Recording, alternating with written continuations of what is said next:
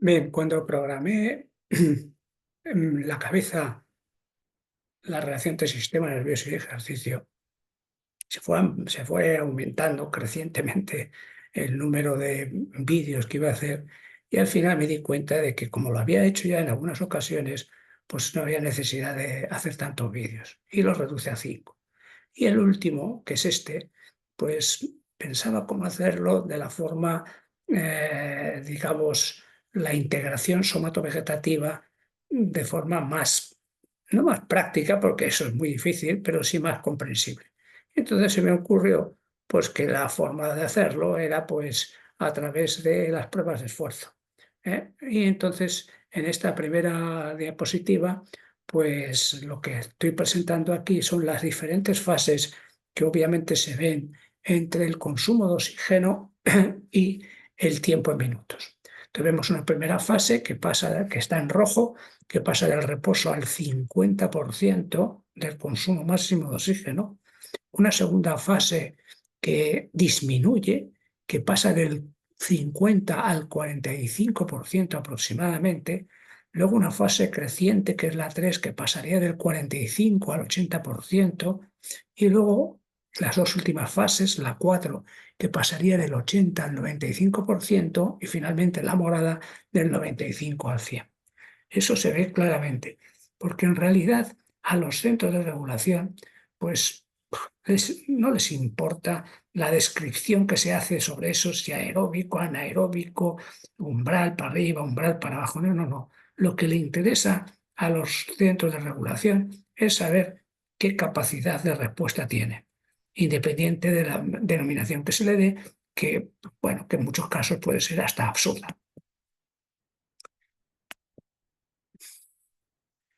Bien, del reposo al 50%, que es un incremento considerable del oxígeno consumido, respecto en 2 minutos, con una carga de trabajo que es un tercio de la carga total.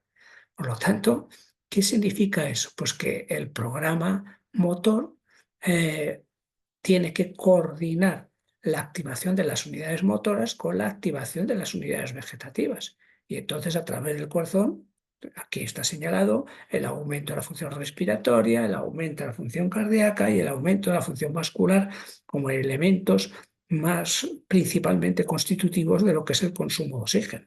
Claro, nos centramos en la frecuencia cardíaca porque es muy fácil, porque no es influenciable por el organismo, por la voluntad del sujeto, mientras que la función pulmonar sí puede verse influenciada porque el sujeto pues intenta respirar de una manera u otra.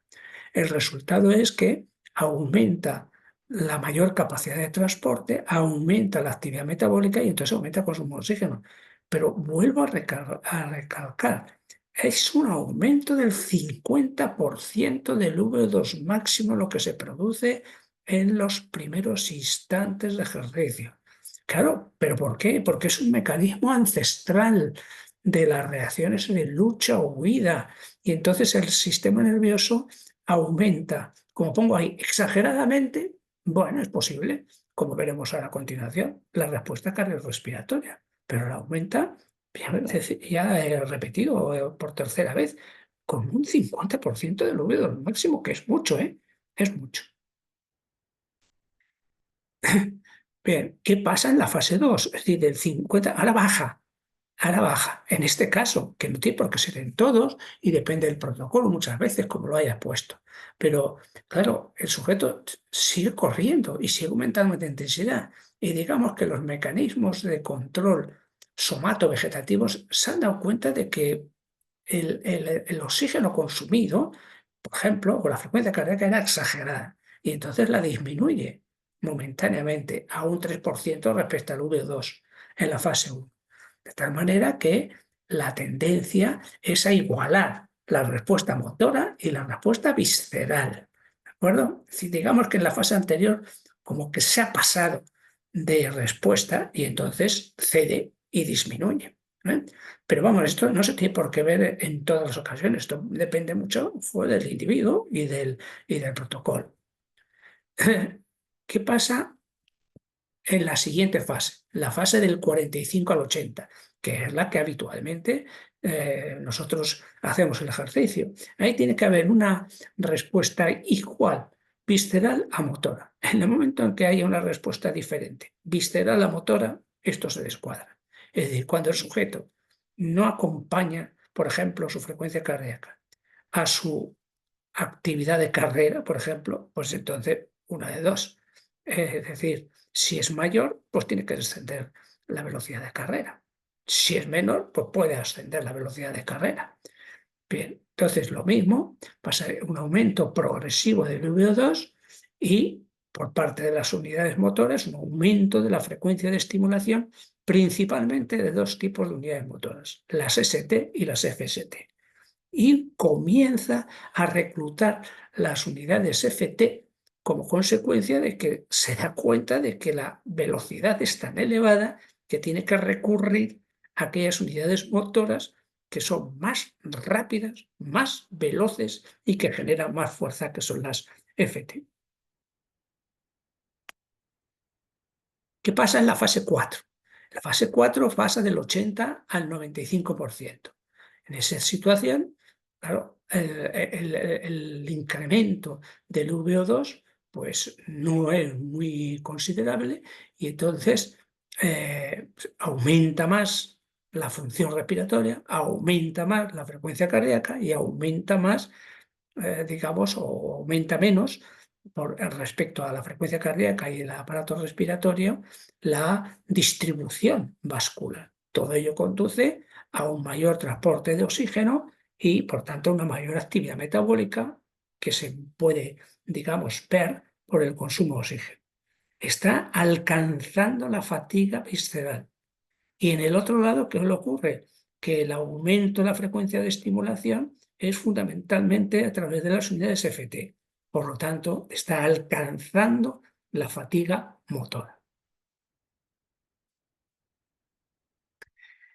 Finalmente, la fase 5, la morada que pusimos en la primera diapositiva, del 95 al 100%, el programa motor de la locomoción, en este caso de la carrera, pues claro, hace exactamente lo mismo que el anterior, pero claro, ya la respuesta visceral parece mayor que la respuesta motora. Es decir, hay una descoordinación entre, por ejemplo, la frecuencia cardíaca que el sujeto está sosteniendo y la velocidad de carrera. Por lo tanto, en esa situación ya no es que el sujeto esté alcanzando fatiga motora y fatiga visceral, sino que está en fatiga motora y visceral, las dos. Bien, la otra forma de verlo sería en aquellos ejercicios que son los más habituales, porque los ejercicios de intensidad creciente, pues obviamente no se suelen hacer en el laboratorio, pero no en la realidad. En la realidad, pues lo que haces es alcanzar un ritmo constante.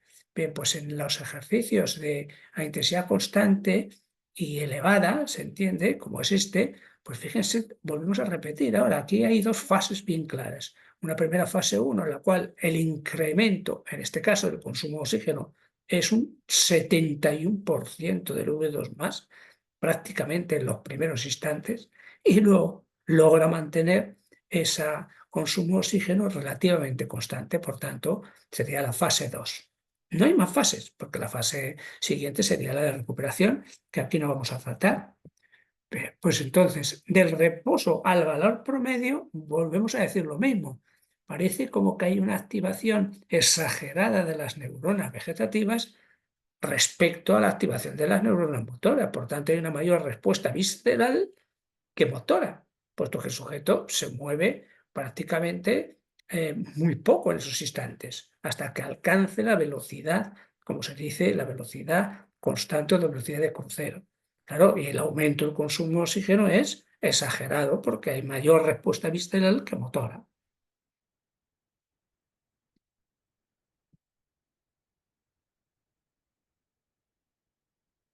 Claro, pero a carga constante, bueno, y las otras también. Lo que pasa es que por no complicar los esquemas, me he limitado a hacerlo en esta. En esta tenemos que desde las unidades motoras debe haber un mecanismo de retroalimentación hacia los programas de locomoción para saber que el sujeto está alcanzando el máximo o que está a un cierto nivel. Y también una retroalimentación central, es decir, desde las propias vísceras. Es decir, hay una retroalimentación procedente del movimiento en sí mismo y una retroalimentación procedente de la función que acompaña a ese movimiento, que es la función cardiovascular, la función respiratoria y la función vascular. De tal manera que el sujeto alcanza un VO2 constante. Entonces, la reducción es multifactorial y es complejo señalar cuál es el que limita. Si el que falla es el pulmón, si el que falla es el corazón, si el que falla es el vascular o si el que falla es, por ejemplo, a nivel local. Se ha discutido mucho, pero el hecho es que es difícil delimitar cuál es el que falla. Bien, en resumen, los centros de regulación coordinan carrera y respuesta vegetativa. En ejercicios de intensidad creciente terminan por fallar, entre comillas, eso de fallar, porque el organismo tiene que tener un límite. Si no, esto sería, digamos, inviable, ¿no? El fallo, doble origen, grado de estimulación de las unidades motoras, mucho reclutamiento de FT y fatiga y abandono. O grado de estimulación de las neuronas simpáticas. Cualquiera de los dos factores, y los dos, es consecuencia del fallo. Y digo el fallo entrecomillado y en interrogantes porque yo no considero que sea fallo, sino al revés. No es un fallo, es una advertencia de que ya no puedes seguir así, en esas condiciones. En ejercicios de intensidad constante, la limitación viene dada por la duración, por el grado de estimulación de las unidades motoras ST y FST, por el grado de estimulación de las neuronas simpáticas, porque se entiende que el sujeto en estas circunstancias, en las circunstancias de ir a carga constante, mucho reclutamiento de FT no va a tener, puesto que si no, si fuera así progresivamente fuera aumentando las unidades motoras FT, acabaría abandonando antes. Luego, por eso he puesto yo aquí que en esta es de ST y FST. ¿Eso significa que no hay reclutamiento FT? No, no significa eso. Significa que es básicamente, se mantiene esa velocidad o ese ritmo de carrera a base de reclutar unidades ST y FST. Bien, pues con esto hemos concluido el sistema nervioso.